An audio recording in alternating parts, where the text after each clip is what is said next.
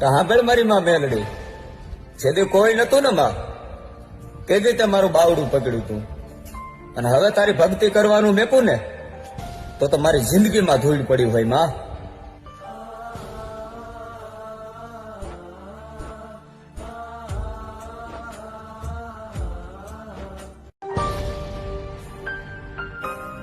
સાંભળ મારી માં મેલડી, જેદી કોઈ નતું ને માં તેદી તે મારું બાવડું પકડ્યું તું, અને હવે તારી ભક્તિ કરવાનું મેકું ને તો મારી જિંદગીમાં ધૂળ પડી હોય માં.